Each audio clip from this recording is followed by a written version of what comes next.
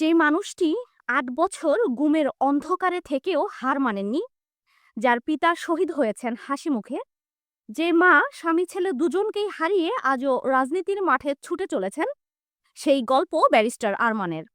এই গল্প সাহসের, এই গল্প ত্যাগের এবং প্রত্যাবর্তনের। ঢাকা ১৪ আসনে আজ গণসংযোগে নেমেছেন ব্যারিস্টার আরমান। মিরপুর, গাবতলী, দারুসালাম, কাউন্দিয়া ইউনিয়ন সহ ৬টি ওয়ার্ডে হাজার মানুষের সাথে ঘুরেছেন তিনি। জামায়াত ইসলামীর মনোনীত প্রার্থী হিসাবে এবার তিনি সংসদে যেতে চান। ব্যারিস্টার আরমানের পিতা শহীদ মীর কাশেম আলী, যিনি সৌদি আরব থেকে পালিয়ে যাননি, বরং দেশে ফিরে হাসি মুখে শহীদ হয়েছেন। দেশ, ইসলাম এবং জামায়াতের জন্য নিজের জীবন উৎসর্গ করেছেন।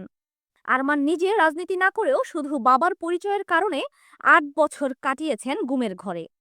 ৯৬ মাস ৩,০০০ দিন চোখ বাঁধা, হ্যান্ডকাপ পরা অন্ধকার রুমে একা। স্ত্রী, সন্তান, মা সবকিছু থেকে বিচ্ছিন্ন, তবুও তিনি ভেঙে পড়েননি। দেশের মাটিতেই মরার শপথ নিয়েছেন। আরমানের মা খন্দকার আয়শা খাতুন ছেলে গুম হওয়ার পর থানার বারান্দায় বারান্দায় ঘুরেছেন। নিজের সাক্ষাৎকারে তুলে ধরেছেন সেই ভয়ঙ্কর রাতের কথা, যখন সাদা কাপড়ে লোকেরা দরজা খুলেই টেনে নিয়ে যায় আরমানকে। ৩ বছরের মেয়েটি বাবার স্যান্ডেল দিতে চেয়েছিল, কিন্তু সেই স্যান্ডেলও পৌঁছায়নি গাড়ি পর্যন্ত। আজ সেই আরমানই দাঁড়িপাল্লা নিয়ে ভোটে দাঁড়িয়েছেন। তার মা আয়শা খাতুন নিজেই মাঠে কাজ করছেন ছেলের জন্য।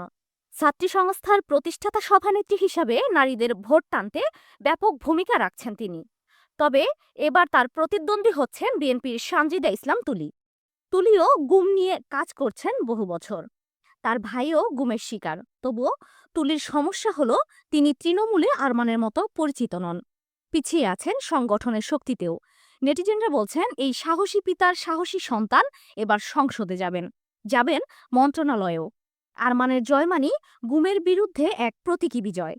এটা শুধু একটি আসনের নির্বাচন নয়, এটা এক সাহসী ইতিহাসের পুনরাবৃত্তি। ভিডিওটি ভালো লাগলে লাইক দিন, শেয়ার করুন এবং সাবস্ক্রাইব করুন। প্রতিদিনের খবর, আপনার মতামত জানান কমেন্টে।